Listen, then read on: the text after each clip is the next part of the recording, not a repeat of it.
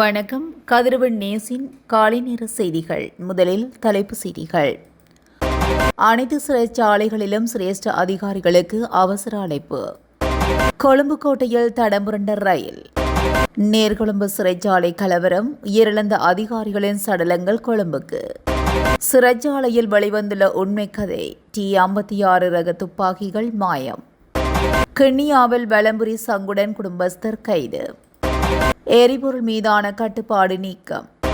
2027 ஆண்டுக்கான உத்தியோகபூர்வ விடுமுறை நாட்கள். சட்டவிரோதமான முறையில் போக்குவரத்தில் ஈடுபட்ட பேருந்துகளுக்கு 3,60,000 ரூபாய் அபராதம்.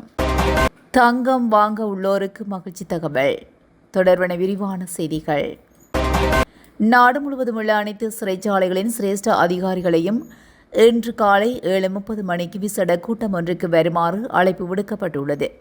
நீர்கொழும்பு சிறைச்சாலையில் ஏற்பட்ட நிலைமை குறித்து பாராளுமன்றத்தில் கருத்து தெரிவித்த நீதி அமைச்சர் மற்றும் தேசிய ஒருங்கிணைப்பு அமைச்சர் சட்டத்தரணி கர்சன நாணயக்கார் இதனை தெரிவித்துள்ளார். நீர்கொழும்பு சிறைச்சாலையில் 6ஆம் தேதி மற்றும் 5ஆம் தேதி ஏற்பட்ட மோதல்களினால் 7 அதிகாரிகள் உட்பட 29 பேர் உயிரிழந்த சம்பவம் பெரும் பரபரப்பை ஏற்படுத்தியுள்ளது. கொழும்பு கோட்டை ரயில் நிலையத்திலிருந்து பிற்பகல் 4:45 மணிக்கு ரம்புக்கனை நோக்கி பயணிக்கவிருந்த ரயிலின் பெட்டியொன்று தடம்புரண்டுள்ளது. நேற்று பிற்பகல் 4:50 மணியளவில் இச்சம்பவம் பதிவாகியுள்ளது. ரயில் கொழும்பு கோட்டை ரயில் நிலையத்தின் மேடைக்கு அருகில் வந்து கொண்டிருந்த இந்த தடம் புரண்ட ஏற்பட்டுள்ளதாக ரயில்வே திணைக்களம் தெரிவித்துள்ளது. இந்த சம்பவத்தின் காரணமாக கொழும்பு கோட்டை ரயில் நிலையத்தில் 4 ரயில் மேடைகள் பாதிக்கப்பட்டுள்ளன. அத்துடன் கொழும்பு கோட்டையிலிருந்து ஆரம்பமாகும் பல ரயில் சேவைகளில் தாமதங்கள் ஏற்படக்கூடும் என ரயில்வே திணைக்களம் பொதுமக்களுக்கு அறிவுறுத்தியுள்ளது. நீர்கொழும்பு சிறைச்சாலையில் இடம்பெற்ற மோதலில் உயிரிழந்த சிறைச்சாலை அதிகாரிகள் 7 பேரின் உடல்கள் கொழும்புக்கு எடுத்து வரப்பட உள்ளதாக தகவல்கள் தெரிவிக்கின்றன. பிரேத பரிசோதனைகளின் பின்னர் அவர்களின் இறுதி மரியாதையை செலுத்துவதற்காக பொரலை சிறைச்சாலை ஆராய்ச்சி மற்றும் பயிற்சி நிலையத்துக்கு எடுத்து செல்லப்பட உள்ளதாக சிறைச்சாலை வட்டாரங்கள் தெரிவிக்கின்றன. உயிரிழந்த அதிகாரிகளின் விவரங்கள். இச்சம்பவத்தில் உயிரிழந்த சிறைச்சாலை அதிகாரிகளான SAS சந்திரவன்ச, SDS அபேவன்ச, AD தரங்க, DMR திலகசிறி, PNN தரங்க, DW புஷ்பகுமார மற்றும் RBR சஞ்சீவ ஆகியோரின் உடல்களை இவ்வாறு இறுதி மரியாதையை செலுத்துவதற்காக எடுத்து செல்லப்பட உள்ளன.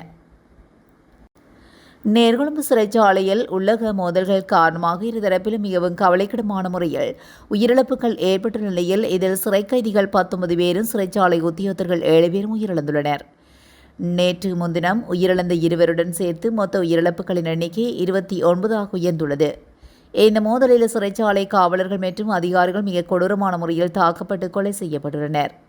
சிறைச்சாலை நிர்வாகம் என்பது சாதாரணமான ஒரு நிர்வாகம் அல்ல. அவர்கள் எந்தவித ஆயுதங்களுமின்றி வெறும் வாய் வார்த்தைகளினாயே கைதிகளை கட்டுப்படுத்துகிறார்கள். இதனால் தான் கைதிகள் பலரும் இவர்களை எங்கள் அதிகாரிகள் என்று அழைக்கின்றார்கள். ஆனால் இன்று அந்த அதிகாரிகளும் அடித்து கொடூரமாக கொலை செய்யப்பட்டுள்ளனர். சிறைச்சாலை விசேட பாதுகாப்பு அதிகாரிகள் சிலரை கைதிகள் தூக்கி சென்று மலசல கூடத்திலுள்ள கொமட்டில் புதைத்து, முகத்தை புதைத்து, பொல்லுகள் மற்றும் கைகளால் தாக்கி கால்களாலும் உதைத்தே கொன்றுள்ளனர். மேலும் உள்ளே இருக்கும் கதவின் அருகே இருக்க ஒரு சிறைச்சாலை அதிகாரியை தூக்கி சென்று அறையில் போட்டு தலையில் மிக மனிதாயமான அற்ற முறையில் காலால் உதைத்தே கொலை செய்துள்ளனர். இந்த சம்பவத்தின் போது 2 T-56 ரக துப்பாக்கிகள் கைதிகளுக்கு கைகளுக்கு சென்றுள்ளன. சிறைச்சாலை அதிகாரி ஒருவர் ஜன்னல் வழியாக துப்பாக்கியை நீட்டும் காணொலி ஒன்றும் ஒளிபரப்பப்பட்டுள்ளது.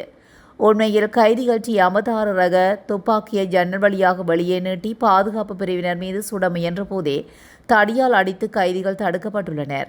எவ்வாறாயினும் இந்த மோதலின் இறுதியில் 7 அதிகாரிகள் மிக கொடூரமான மனிதாபிமானமற்ற முறையில் தாக்கப்பட்டு கொல்லப்பட்டுள்ளனர். தற்போது வரை 2 T-56 ரக துப்பாக்கிகள் காணாமல் போயுள்ளது. இந்த சம்பவத்தால் சிறை அதிகாரிகள் பெரும் அதிர்ச்சியில் திகைத்துள்ளனர். இந்த சம்பவத்தின் உண்மை கதை என்னவென்றால், நேற்று முன்தினம் இந்த மோதல் ஆரம்பமானது போதைப்பொருள் கடத்தல் மற்றும் வியாபாரம் தொடர்பான பிரச்சினையினாலேயே ஆகும்.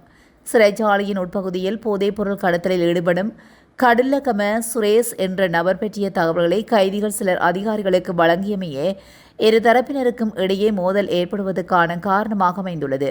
அத்துடன் சிறைச்சாலையின் உட்பகுதியிலுள்ள மருத்துவமனை உடைக்கப்பட்டு போதைப் பொருளுக்கு அடிமையானவர்களுக்கு வழங்கப்படும் மாத்திரைகள் பாராசிட்டமால் உட்பட பல்வேறு வகையான மருந்துகள் கைதிகளால் கொள்ளையடிக்கப்பட்டுள்ளன. நேற்று முன்தினம் இரவோடு இரவாக விசேட அதிரடிப்படை மற்றும் போலீசார் வரவழைக்கப்பட்ட போதிலும் அவர்களுக்கு உள்ளே செல்ல அனுமதி வழங்கப்படவில்லை.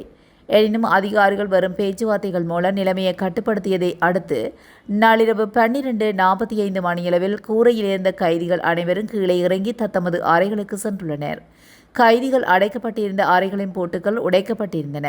அவ்வாறானதொரு சூழ்நிலையில் கைதிகள் கீழே இறங்கியதும் அவர்களை மீண்டும் பாதுகாப்பான கூண்டுகளுக்குள் அடைக்கவோ அல்லது வேறு இடத்துக்கு மாற்றவோ சிறைச்சாலை நிர்வாகம் நடவடிக்கை எடுத்திருக்க வேண்டும். ஏனெனில் ஏற்கனவே எதிர்த்தரப்பை சேர்ந்த இருவர் உயிரிழந்திருந்த நிலையில் தாக்குதல் நடத்திய குழுவினரும் சுதந்திரமாகவே உலா வந்தனர். அதிகாலை 2-3 மணியளவில் பசி காரணமாக அவர்கள் கீழே வந்து சிறைச்சாலை மைதானத்தில் ஆங்காங்கே உறங்கத் தொடங்கிய நேரம் நேற்று முன்தினம் காலை நிலவரப்படி நிலைமை சுமூகமாகிவிட்டதாக கருதிய சிறை அதிகாரிகள் நீதிமன்ற நடவடிக்கைகளுக்காக கைதிகளை வெளியே அனுப்பவும் கைதிகளை பார்வையிட வந்த உறவினர்களுக்கு அனுமதி வழங்கவும் தயாராகிக் கொண்டிருந்தனர். இந்நிலையில் சிறைச்சாலையில் உட்புற கதவு வெளிப்புற கதவு என 2 கதவுகள் உள்ள நிலையில் அவற்றுக்கிடையே பாதுகாப்புக்கான விசேட பிரிவு நிலைநிறுத்தப்பட்டுள்ளது. ஆனால் 2 குழுவினருக்கும் உள்ளே எரிந்து கொண்டிருந்த பகை மீண்டும் ஒரு கொடூர மோதலாக வெடித்த போது கைதிகள் உட்புற கதவை உடைத்துக்கொண்டு வெளியே வந்து மோதலில் ஈடுபட்டுள்ளனர். அந்த நேரத்தில் சிறைச்சாலையின் விசேட பாதுகாப்பு பிரிவை சேர்ந்த அதிகாரிகளை அவர்கள் தாக்கத் தொடங்கியுள்ளதாகவும் இரவே இந்த சம்பவத்தை முழுமையாக தேர்த்து கைதிகளை கூண்டுக்குள் அடைத்திருக்க வேண்டும். ஆனால் கைதிகளை சுதந்திரமாக இருக்க அனுமதித்த இந்த வன்முறை மீண்டும் வெடிப்பதற்கு காரணம் என்பதை சிறைச்சாலை நிர்வாகம் உணர்ந்திருக்க வேண்டும். தற்போது கொழும்பு குற்றத்தடுப்பு பிரிவு விசாரணைகளை மேற்கொண்டு வருகிறது. தாக்குதலுடன் நேரடியாக தொடர்புடைய 10 சந்தேக நபர்கள் அடையாளம் காணப்பட்டுள்ளனர். மேலும் 900 பேர் மட்டுமே இருக்கக்கூடிய இந்த சிறைச்சாலையில் 2000க்கும் அதிகமானோரை அடைத்து வைத்திருந்ததே இந்த மோதல் இவ்வளவு விரைவாக பரவுவதற்கு காரணமாகும் என செய்திகள் தெரிவிக்கின்றன. கிண்ணியா போலீஸ் பிரிவில் பலம்புரி சங்குடன் குடும்பஸ்தர் ஒருவர் கைது செய்யப்பட்டுள்ளதாக போலீசார் தெரிவித்தனர். குறித்த கைது நடவடிக்கையானது நேற்றைய தினம் மேற்கொள்ளப்பட்டுள்ளது.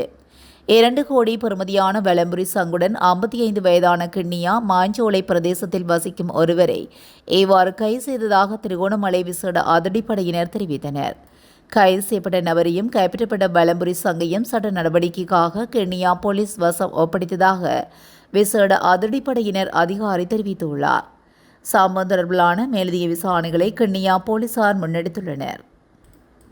எரிசக்தி நெருக்கடியை அடுத்து அரசாங்க செலவினங்களை கட்டுப்படுத்தும் வகையில் நாடாளுமன்ற உறுப்பினர்கள் அமைச்சர்கள் மற்றும் பிற அரசு அதிகாரிகளுக்கு விதிக்கப்பட்ட எரிபொருள் மீதான கட்டுப்பாடுகளை அரசாங்கம் நீக்கியுள்ளது. நிதி அமைச்சகத்தின் செயலாளர், அனைத்து அமைச்சக செயலாளர்கள், மாகாண தலைமை செயலாளர்கள், சிறப்பு செலவின பிரிவுகள், ஆணையங்களின் தலைவர்கள், துறைகளின் தலைவர்கள், சிறப்பு மாவட்ட செயலாளர்கள், அரசு நிறுவனங்கள் மற்றும் சட்டப்பூர்வ சபைகளின் தலைவர்களுக்கு இது தொடர்பான சுற்றறிக்கை வெளியிட்டுள்ளதாக தெரிவிக்கப்பட்டுள்ளது. இருப்பினும் புதிய சுற்றறிக்கையானது முந்தைய சுற்றறிக்கையை ரத்து செய்துள்ளதாகவும் அதன்படி ஜூலை 1ஆம் தேதி முதல் அமைச்சர்கள் மற்றும் நாடாளுமன்ற உறுப்பினர்கள் உள்ளிட்ட அரசு அதிகாரிகளுக்கு தற்போதைய எரிபொருள் விலையிலேயே எரிபொருள் வழங்கப்படும் என தெரிவிக்கப்பட்டுள்ளது. இலங்கையில் 2027ஆம் ஆண்டுக்கான பொது மற்றும் வங்கி விடுமுறை நாட்கள் அடங்கிய உத்தியோகபூர்வ கால அட்டவணை அதிவிசேட வர்த்தமானி அறிவித்தல் மூலம் வெளியிடப்பட்டுள்ளது. 1971ஆம் ஆண்டின் 29ஆம் இலக்க விடுமுறைகள் சட்டத்தின் பொது நிர்வாக மாகாண சபைகள் மற்றும் உள்ளூராட்சி அமைச்சர் பேராசிரியர் AHMH அபேரத்னவின் கையொப்பத்துடன் இந்த வர்த்தமானி வெளியிடப்பட்டுள்ளது. பௌத்த, இந்து, இஸ்லாமிய, கிறிஸ்தவ சமய மற்றும் தேசிய முக்கியத்துவம் வாய்ந்த தினங்களை உள்ளடக்கி இந்த விடுமுறை நாட்கள் பிரகடனப்படுத்தப்பட்டுள்ளன. இலங்கையின் நீண்டகால பாரம்பரியத்துக்கு இணங்க அனைத்து பூரணி தினங்களும் பொது மற்றும் வங்கி விடுமுறை நாட்களாக அமையும் என அறிவிக்கப்பட்டுள்ளது. நாட்டின் பல்லின கலாச்சாரம் மற்றும் மத விருந்துகளை மதித்து மத நல்லிணக்கத்தை உறுதிப்படுத்தும் வகையில் இந்த விடுமுறை பட்டியல் தயாரிக்கப்பட்டுள்ளதாக அரசாங்கம் தெரிவித்துள்ளது. டீசலுக்கு பதிலாக மண்ணெண்ணெய் பயன்படுத்தி சட்டவிரோதமான முறையில் பேருந்து வண்டியை இயக்கிய குற்றச்சாட்டின் பேரில் கைது செய்யப்பட்ட 3 கல்முனை நீதவான் நீதிமன்றம் அபராதம் விதித்துள்ளது. இதன்படி அம்பாறை, கல்முனை தலைமைய காவல்துறை பிரிவுக்குட்பட்ட சோதனை நடவடிக்கையில் சிக்கிய 3 தலா 1,20,000 ரூபாய் வீதம் மொத்தமாக 3,60,000 ரூபாய் அபராதமாக செலுத்துமாறு நீதிமன்றம் உத்தரவிட்டுள்ளது. சர்வதேச சந்தையில் ஏற்பட்டுள்ள விலை மாற்றங்களின் தாக்கத்தால் அண்மையில் நாட்களாக உள்நாட்டு தங்க விலையும் ஏற்ற இறக்கங்களுடன் பதிவாகியிருக்கின்றன. அந்த வகையில் உள்நாட்டு சந்தையில் தங்கத்தின் விலை நேற்று குறைவடைந்துள்ளது. அகில இலங்கை நகையக வியாபாரிகள் சங்கம் வெளியிட்ட அறிக்கையில் இதனை தெரிவித்துள்ளது. அதன்படி 24 கேரட் தங்க ஒரு பவுன் 3,82,000 ரூபாயாக விற்பனை செய்யப்பட்ட நிலையில் நேற்று அதன் விலை 3,000 ரூபாவாக குறைந்து 3,79,000 ரூபாவாக பதிவாகியுள்ளது. அந்த வகையில் தற்போதைய தங்க விலை நிலவரப்படி 24 கேரட் தங்க பவுன் ஒன்று 3,79,000 ரூபாவாக விற்பனை செய்யப்படுகின்றது. 22 கேரட் தங்க பவுன் ஒன்று 3,48,700 ரூபாவாக விற்பனை செய்யப்படுகின்றது. இத்துடன் கதிரவன் நியூஸின் காலை நேர செய்திகள் நிறைவடைகின்றன. தொடர்ந்தும் செய்திகளோடு இணைந்திருக்க கதிரவன் நியூஸுடன் இணைந்திருங்கள். நன்றி, வணக்கம்.